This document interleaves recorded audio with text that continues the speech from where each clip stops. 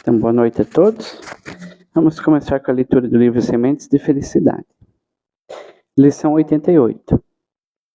Faça tudo com convicção e firmeza. A falta de firmeza e de convicção deteriora a sua maneira de ser. Torna pusilânime a sua ação. Deturpa um futuro de paz e de realizações. Obscurece as opções e torna-o sensível a pensamentos nocivos. Ponha firmeza e confiança no que faz. Haja com determinação e vigor. Sinta-se preenchido por uma força extraordinária. Tenha o ideal de Deus. A firmeza no bem edifica a paz. Convido a todos para fazer nossa oração inicial. Deus, nosso Pai, Jesus, nosso Mestre, guias e protetores do plano maior, nesse momento queremos rogar que possam estar iluminando a todos nós que aqui estamos, a todos que estão vendo a palestra também através do Facebook do Centro. Queremos agradecer pela semana que tivemos, pelas bênçãos recebidas, que são muitas, e muitas vezes não paramos para agradecer. E agradecemos então nesse momento, Senhor. Assim rogamos que a pleiade de luz que aqui se faça presente possa iluminar a todos, possa iluminar também os nossos lares, nossos ambientes de trabalho, nossos familiares, que todos possam sentir um pouco da paz que estamos tendo aqui nesse momento. Assim rogamos que os guias espirituais estejam iluminando também nosso palestrante, para que ele possa se fazer entender em suas palavras. Muito obrigado, que assim seja.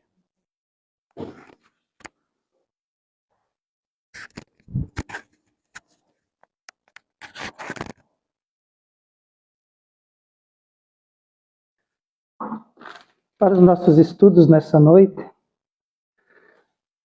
nós nos inspiramos no livro Jesus e o Evangelho, à luz da psicologia profunda, Joana de Ângeles por Divaldo Franco, na página 93, e no Evangelho segundo o Espiritismo, capítulo 11, item 11, onde nós temos apontamentos acerca do egoísmo.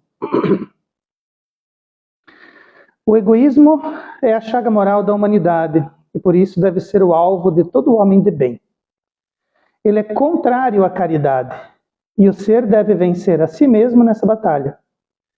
Pois esse é um monstro devorador de inteligências, filho do orgulho e causador de todas as misérias do mundo. Então, os espíritos nos dizem que o egoísmo é a chaga moral da humanidade. O egoísmo é o problema.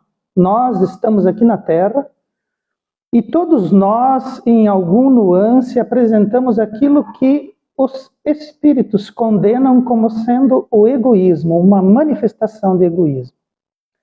O egoísmo é o culto a si mesmo, é o culto à própria pessoa. É um comportamento, uma postura onde o indivíduo coloca para si mesmo tudo para mim.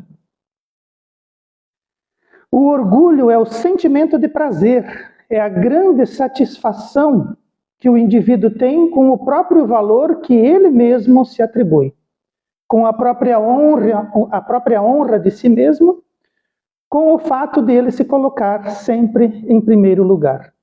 Então, orgulho e egoísmo são faces da mesma moeda. E o Cristo, quando veio, ele trouxe para nós uma orientação voltada para a caridade. E Kardec, quando traz para nós a doutrina espírita, nos coloca na condição de que fora da caridade não existe salvação. Então a caridade é esse sentimento do indivíduo compreender a sua relação com o outro e, sem se desmerecer, sem se privar, também permitir que o outro acesse, que o outro consiga, que o outro tenha. E as misérias humanas todas, elas são baseadas no orgulho e no egoísmo. As guerras que nós verificamos no nosso planeta desde todos os tempos é o orgulho e o egoísmo daqueles que possuem o direito de governar, o dever de governar, através das definições que nós temos de governo, de política, de democracia, mas que subvertem todos esses valores e atribuem-se a si mesmo e às suas ideias um valor maior do que na verdade representam e partem para a definição desses aspectos de orgulho e egoísmo que fazem com que as misérias humanas e os seres encarnados sofram tanto, seja na política, seja na guerra, seja na economia. A oposição entre caridade e egoísmo é como uma lepra que invade o coração humano, devido ao fato das lições do Mestre não terem ainda invadido os corações de toda a Terra, cabendo ao Espiritismo a tarefa de alertar a todos para que o nosso planeta evolua na escala dos mundos. Então a mensagem do Cristo, que é uma mensagem de caridade, de ajuda, de auxílio, de orientação, de tolerância, paciência, essa mensagem ainda não entrou nem nos nossos corações, nem dos nossos irmãos. Então existe uma oposição entre aquilo que é a chaga da humanidade, o orgulho e o egoísmo, e aquilo que é a mensagem do Mestre Jesus, que é a caridade. E o nosso planeta, ele vai evoluir. O nosso planeta, na escala dos mundos, invariavelmente vai acontecer. E nós sabemos, pela orientação que recebemos, que estamos em plena transição planetária, onde o nosso planeta deixará de ser um orbe de provas e expiações, e nós nos transformaremos em um mundo em regeneração. Essa evolução, ela acontece no coração das pessoas.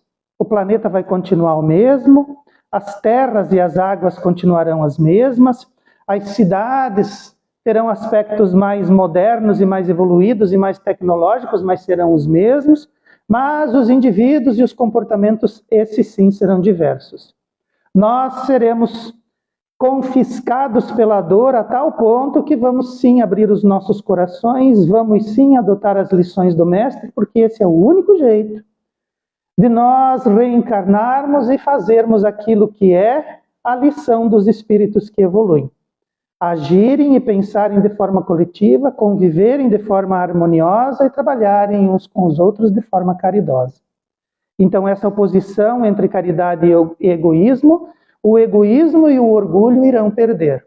E nós precisamos nos posicionar do lado correto, do lado verdadeiro, que é o lado do Cristo, o nosso orientador maior, e a lição do Cristo é a da caridade e não o seu antagonismo. E o egoísmo, ele sabe se disfarçar nos corações e ele se justifica com habilidade, mudando a sua aparência. Então, muitas vezes, a gente olha as definições, e isso quem traz para nós são os espíritos. Eles dizem, o egoísmo se disfarça. E nós olhamos as definições e pensamos assim, não, eu acho que se eu tenho egoísmo, ele é pequenininho. Eu acho que se o egoísmo ainda está presente em mim, ele é pequeno, ele é fraquinho. E a gente pode muitas vezes conviver com certos aspectos da nossa personalidade, imaginando que aquilo é outra coisa, e os espíritos nos dizem que aquilo é egoísmo. Mas ele fica disfarçado, esse egoísmo fica disfarçado dentro de nós, ele possui essa habilidade de mudar de aparência. E a única forma desse egoísmo ser superado é através da terapia do altruísmo. E o altruísmo é um sentimento superior que deflui da razão e do discernimento, que por sua vez amplia o crescimento interior. Então o altruísmo não é uma coisa assim que você vai verdadeiramente sentir, é alguma coisa que você se impõe. É alguma coisa que você entende, alguma coisa que você estuda, que você compreende, que você sabe que precisa fazer. Às vezes a gente faz ainda de forma meio empurrado, meio constrangido, mas a gente sabe que precisa fazer. É quase um dever. O dever é aquela coisa que você diz assim, eu não não queria ir lá fazer isso, mas eu vou, né? Eu tenho aquela disciplina, eu sei o valor das coisas, eu sei o valor que aquilo tem, eu sei o quanto significa e eu me imponho. A minha disciplina, a minha razão, o meu discernimento me fazem fazer aquilo. Às vezes sob circunstância, às vezes sob dificuldades, mas eu vou e faço. É a minha disciplina, a minha razão é o meu discernimento. E o altruísmo é assim também. A gente tem que entender o que é o altruísmo e fazer ele, mesmo que a gente sinta aquelas engrenagens internas da gente, né? A gente sinta aquela resistência íntima de não permitir que a gente vá, de não querer que a gente vá. E quando a gente sente essas engrenagens nos freando no nosso altruísmo, é o orgulho se manifestando. Ah, mas eu vou lá, vou fazer isso aqui. Ah, mas eu não queria ir lá fazer para aquela pessoa. Para aquela pessoa, orgulho e egoísmo. Poxa, mas eu tenho que ir lá, e todo mundo está indo fazer outra coisa e eu tenho que fazer isso aqui. Ah, mas que coisa. É o nosso orgulho e o nosso egoísmo. É o nosso orgulho dizendo assim, poxa, eu também podia estar indo com as outras pessoas, né? Eu não queria ir lá fazer isso, eu tinha que fazer, gostaria de estar fazendo outra coisa, né? Gostaria de estar descansando, gostaria de estar relaxando.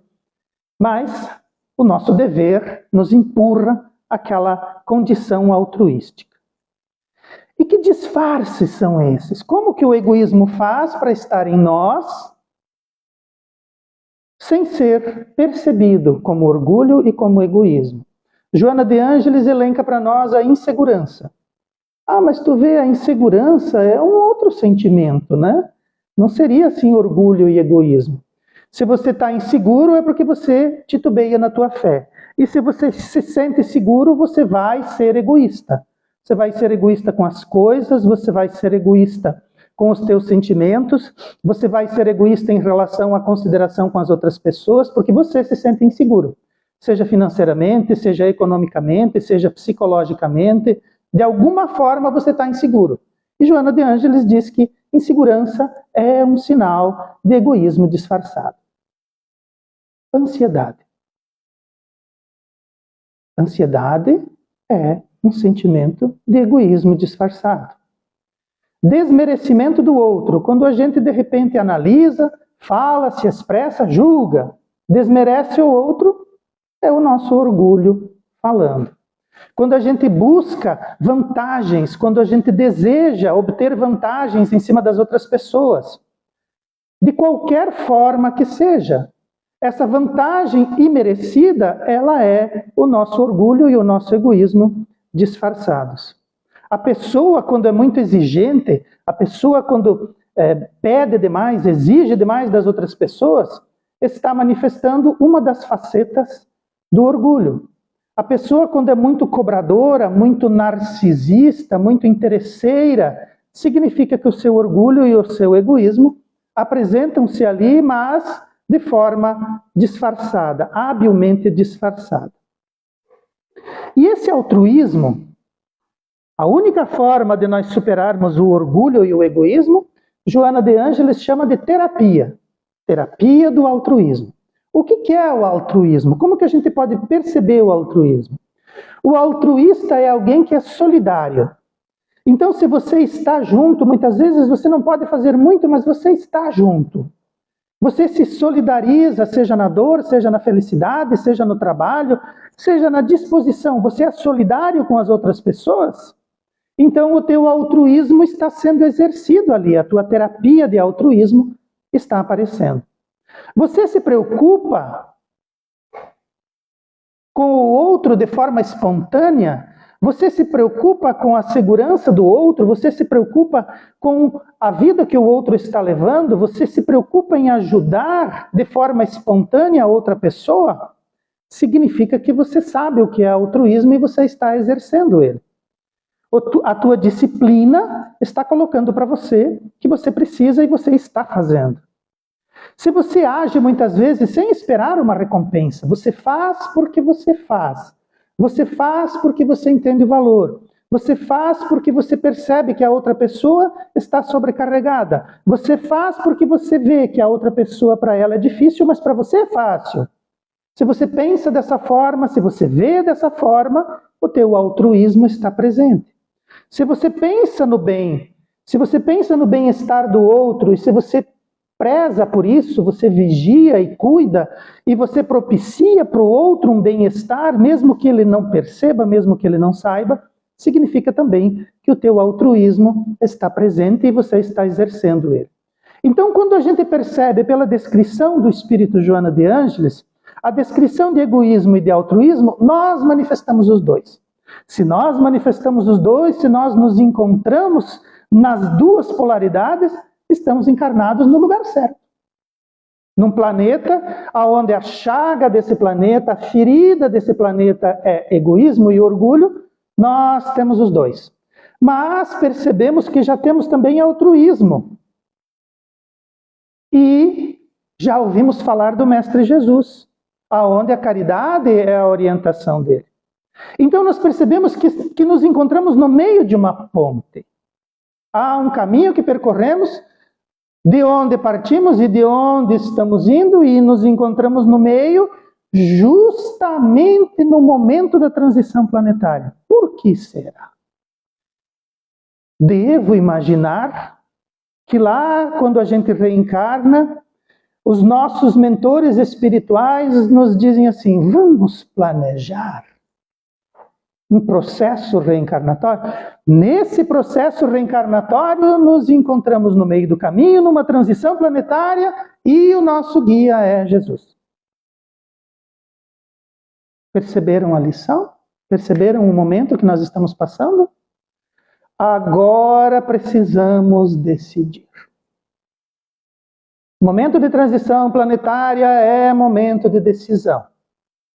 Temos todas as informações, compreendemos o que nos cerca, sabemos onde nos encontramos. De um lado está um comportamento orgulhoso e egoísta, característico desse planeta nesse momento.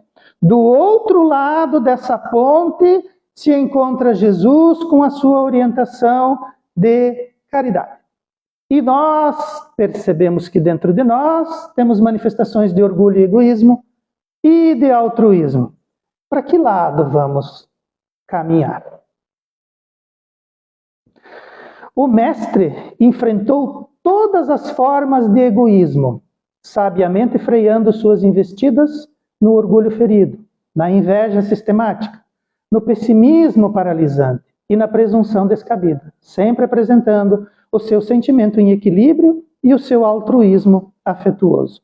Então Jesus, quando esteve aqui entre nós, e nós temos os relatos dele nos evangelhos, se nós formos olhar lá no evangelho, nós vamos ver as pessoas egoístas e orgulhosas falando com Jesus, e Jesus freando todas elas. Os orgulhos feridos, as invejas sistemáticas, os pessimismos paralisantes, a presunção descabida, Jesus combateu todos. E ele fez isso em equilíbrio. E de forma caridosa, de forma altruística, de forma afetuosa.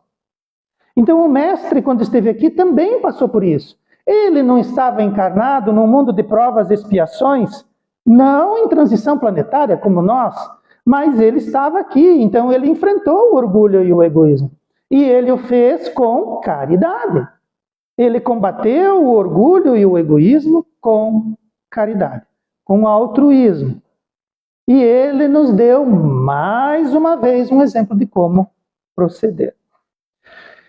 Jesus era de temperamento introspectivo. Por viver a realidade física, Joana de Ângeles descreve para nós. Ele diz assim: Jesus era introspecto. Por quê? Porque ele vivia a realidade de encarnado e a realidade de desencarnado, a realidade física e material e espiritual, faltou o espiritual ali, concomitantemente, sem se deter somente em uma delas. O mestre jamais se apresentou conturbado ou receoso, depressivo ou tímido, numa psicologia diversa daquela vigente em todos os tempos. Então, esse temperamento introspectivo do Cristo, essa introspecção não significa que ele era triste. Significa que ele era voltado para dentro. Introspecto. Ele se voltava para dentro. Porque ele vivia o aspecto material e o aspecto espiritual concomitantemente. Os dois aspectos ele via. Quando as pessoas chegavam até ele, pelo grau evolutivo do nosso mestre, ele conseguia saber muitas vezes antes do que a pessoa precisava e do que ela fugia e para onde ela queria ir. Mas ainda assim ele respeitava, ainda assim as pessoas que se aproximavam dele ouviam do mestre: o que você quer? O cego disse: eu quero ver. Mas quando ele pergunta, ele está deixando para a pessoa a sua disposição em desejar. O que você quer? O que você decide? O que nós vamos decidir? Vamos nos colocar na frente do mestre e o mestre diz assim: o que você decide? E quando a gente deseja, acontece. Quando a gente quer, se concretiza. Quando ele pergunta para o cego: o que você deseja? Qual que é o teu desejo? Que eu veja. Então ele diz: que assim seja. Amém? E nós? Quando ele perguntasse para nós, obviamente que a resposta dele seria: então tá. Ele respeita o que nós desejamos e o que nós buscamos. E ele espera que a gente faça boas escolhas. Então Jesus não era triste, ele era introspecto, ele era voltado para dentro. Ele era comunicativo, mas ele era retraído. Ele falava pouco, mas quando falava, dizia muito. Ele tinha uma grande capacidade de análise. Ele possuía pensamento profundo, ele sabia construir metas, ele sentia prazer em ficar em silêncio, ele evitava contatos sem critérios, ele interagia selecionando, ele não era tímido, pois esse tem clara dificuldade em se relacionar. Então, timidez é dificuldade de se relacionar. Jesus não tinha dificuldade nenhuma em se relacionar. Ele se relacionava com todo mundo, mas ele tinha critérios. Ele era voltado para dentro, porque ele tinha pensamentos, ele tinha comportamentos e ele tinha sabedorias muito profundas, que nós conseguimos imaginar, conseguimos conceber, mas não conseguimos acessar ainda, porque ele é um espírito puro no mais alto grau e nós ainda estamos em processo de aprendizado. Jesus auxiliava a diminuir amorosamente as dores do mundo, sem atormentar-se, possuindo dentro de si recursos desconhecidos e não convencionais, que sabia transformar em ação vital que pudesse atender todos aqueles que o buscavam. Então, diminuía amorosamente as dores do mundo sem se atormentar. Por quê? Porque cada um de nós, no nosso processo evolutivo, nós construímos e nos construímos no processo. Então, quando a gente se atormenta por alguma coisa, significa que a gente fica aflito, fica angustiado, fica perturbado por causa das escolhas dos outros. Mas, de repente, a gente, analisando aqueles comportamentos, percebe que o outro deveria fazer escolhas melhores. Mas nós conseguimos perceber e conseguimos avaliar e conseguimos imaginar escolhas melhores porque possuímos dentro de nós recursos desconhecidos e não convencionais. Não no grau que o Cristo tinha, mas nós somos como Ele. Ele disse: vocês são como eu. E vocês moveriam montanhas se a fé de vocês fosse maior do que um grão de mostarda. Então, assim como o mestre, ele disse que nós éramos assim como o mestre, nós também temos recursos desconhecidos e não convencionais. Só que nós ainda precisamos aprender. A pessoa que faz escolhas erradas, os recursos desconhecidos e não convencionais dela, talvez sejam um pouquinho menor do que o nosso. Talvez em alguma área ela tenha evoluído mais do que nós. Então nós conseguimos perceber aonde que a pessoa vai tropeçar. É como se a gente estivesse olhando de cima. Mas esse indivíduo, mesmo que nós cheguemos até ele, mesmo que nós o alertemos, mesmo que nós Vigiemos para que ele não caia, ele não vai ver o que nós vemos. Assim como Cristo vê aquilo que nós ainda não conseguimos abarcar com as nossas sabedorias. Então nós não nos atormentamos, os indivíduos vão evoluir e vão alcançar as suas próprias experiências e vão sofrer. Porque nós também sofremos. Nós também evoluímos, muitas vezes, pela dor. Os espíritos nos solicitam, nos chamam. Eles esperam como Jesus esperava. Ele não ia até as pessoas dizendo, eu posso te curar, vem aqui. Ele aguardava. Alguns não queriam ser curados. Alguns não querem evoluir. Alguns não estão nem aí se a gente se atormenta, porque eles estão em vias de se estatelar ou em vias de sofrer. Eles continuam porque eles sentem prazer naquilo que estão fazendo. E nós precisamos permiti-los. Eles têm o dever e a possibilidade, através do livre-arbítrio, mesmo de errarem. Mas a gente, se percebe, tem a obrigação de acertar, porque nós enxergamos. Nossos recursos desconhecidos e não convencionais estão à disposição e nos alertam. Então agora, nesse momento, olhando mais uma vez a realidade do Cristo e as suas lições, vamos escolher o quê? Jesus, sempre espontâneo, não se deixava manipular, fosse pessoa, fosse poder, por imposição ou chantagem emocional. Não cedia, nem por medo, nem por interesse, fazendo somente o que lhe parecia o melhor para aqueles por quem viera auxiliar. Então Jesus se colocava, mesmo que ele fosse ameaçado, mesmo que ele fosse perseguido, mesmo que ele fosse crucificado, ele não cedia. Nem por medo, nem por interesse, nem por chantagem, nem por poder, nem por manipulação, nem por pessoa. Então ele tinha uma integridade. Claro, ele também tinha mais informações do que nós, né? E eu não tenho a menor dúvida de que quando eles interrogaram ele na noite de Páscoa, na noite de sexta-feira, se ele falasse alguma coisa, ele com certeza saberia se defender. E aquilo que ele ia dizer seria irretocável. Ninguém conseguiria condená-lo se ele... Tanto que, quando ele foi interrogado, eles diziam para ele, mas você não fala nada? Eles perguntavam coisas para ele, ele simplesmente não respondia, ele não falava. E eles diziam, mas como você pode se defender? Por que você não se defende? Porque se ele se defendesse, ele não ia ser crucificado. E muito provavelmente aquele Barrabás iria no lugar dele. Vocês imaginam Jesus se defendendo, escapando daquela condenação e colocando Barrabás no nome dele, no lugar dele? Isso não aconteceria de forma nenhuma.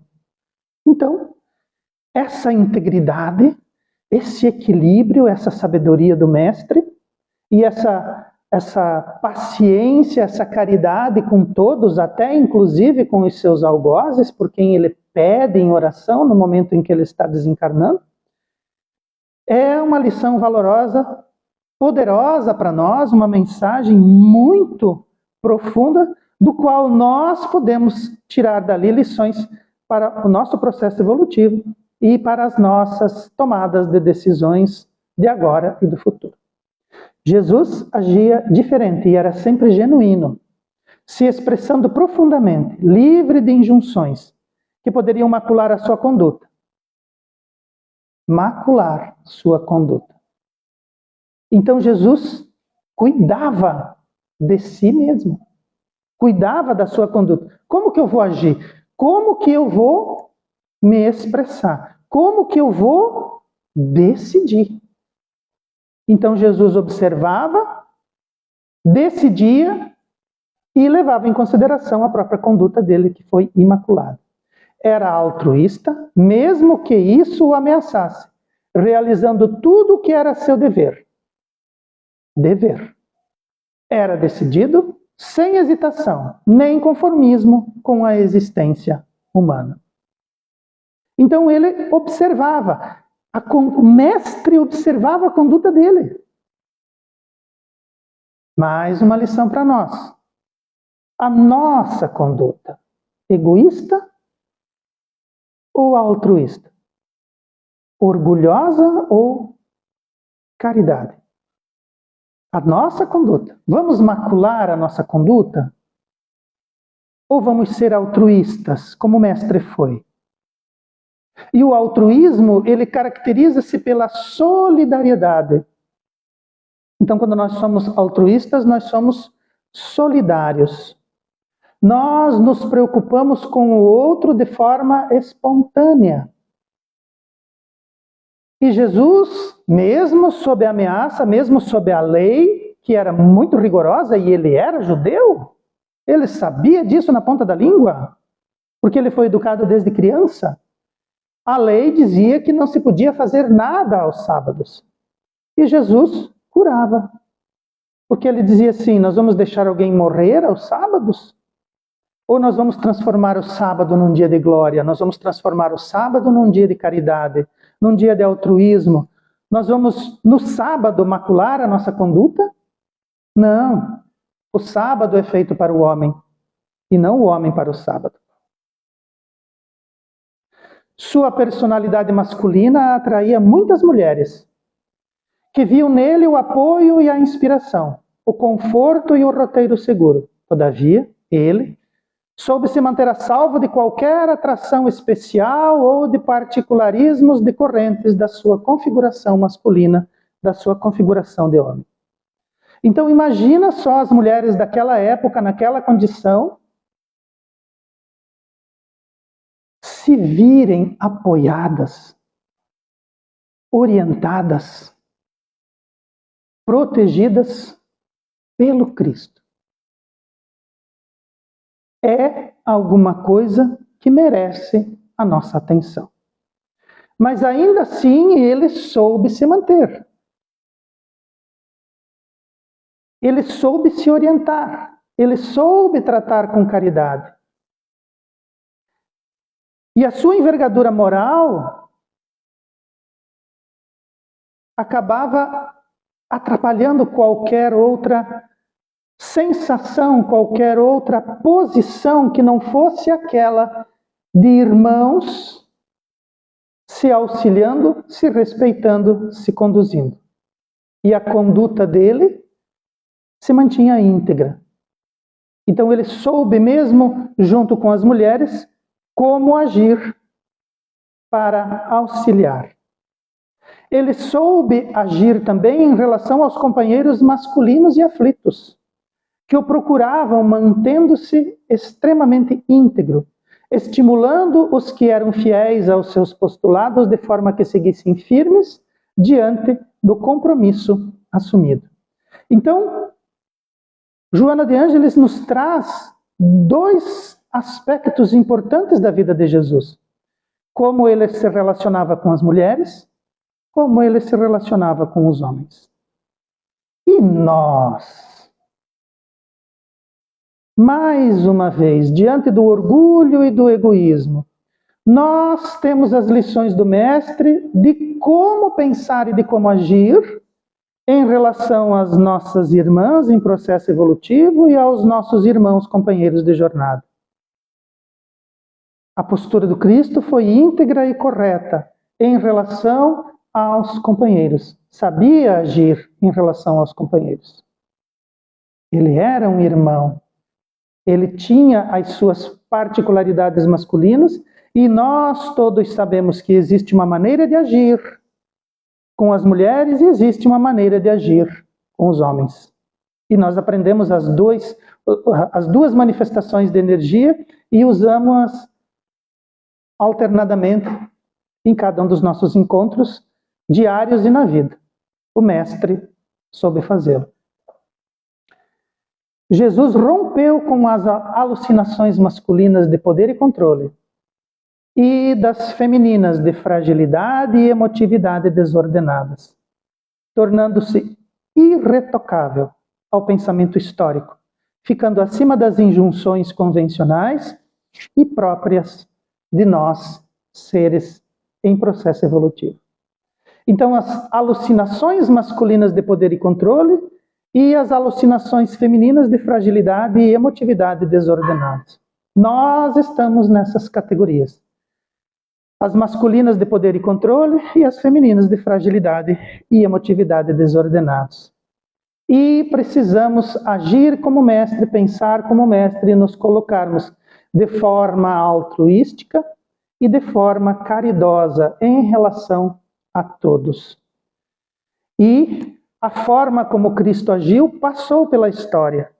Em nenhum momento, em nenhuma circunstância, em nenhum tempo, sob nenhuma ciência, sob nenhum pensamento, nenhuma filosofia, aquilo que Jesus agiu, fez e praticou, passou ou deixou de ser irretocável ao pensamento histórico e humano. Nós podemos analisar em qualquer tempo e vamos ver que a forma e a conduta como Cristo se colocou, e é por isso que ele é o nosso mentor, é o nosso mestre, o nosso modelo e guia, é até hoje.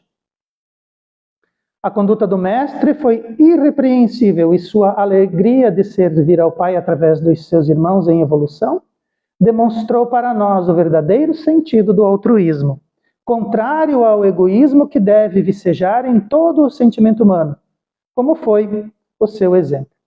Então, se nós precisamos ver como agir, como trabalhar, como pensar, como nos modelarmos dentro da sociedade que nos encontramos nesse momento em que precisamos decidir. É o momento da decisão. Precisamos decidir para que lado da ponte vamos caminhar. Se é para as velhas configurações de orgulho e egoísmo próprias deste planeta e deste tempo, ou se vamos caminhar com o nosso pensamento e a nossa postura para o exemplo do Cristo, para a caridade e para o altruísmo, a que somos chamados, a que somos convocados. Precisamos decidir. E o mestre já deu para nós o roteiro. Ele esteve aqui e ele soube se conduzir. Apesar do mundo ser o mesmo, das pessoas, dos comportamentos estarem presentes, num mundo egoísta e orgulhoso, o mestre soube se conduzir nesse mundo de egoísmo e orgulho.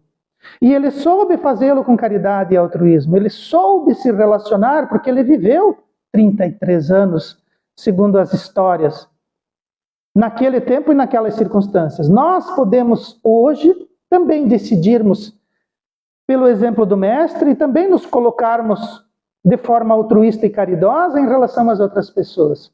E colocarmos para nós mesmos a nossa disciplina de fazermos esse movimento de forma consciente e de forma lúcida, colocando para nós mesmo que isso venha a contratempo, a contragosto, muitas vezes dos nossos desejos mais profundos. Mas precisamos perceber esses disfarces que o egoísmo possui e desmantelarmos de nós mesmos, nos colocando sim na condição de seguidores do Cristo, que todos nós somos convocados a sermos, principalmente agora, nesse momento da transição planetária.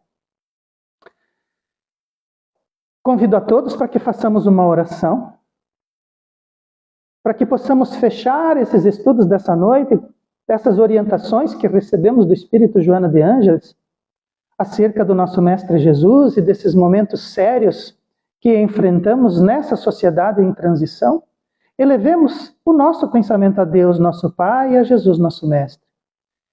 Que as dificuldades que nos cercam sirvam para nós de estímulo. Que a palavra do Mestre Jesus nos conduza e nos leve cada vez mais perto do nosso Pai, de Deus, nosso Pai. Que nós possamos decidir pela consciência e pela razão, optando pelo exemplo do Mestre e pelas suas lições, nos colocando cada vez mais verdadeiramente como aqueles que acertam nos momentos graves da história, os posicionamentos que precisam ter, mas sem esquecermos a caridade com que o Mestre tratou a todos e conduziu a si mesmo e as suas ideias. Que o Mestre Jesus esteja sempre conosco, que Ele ilumine os nossos passos e que Ele clareie a região dos nossos pés. Que assim seja.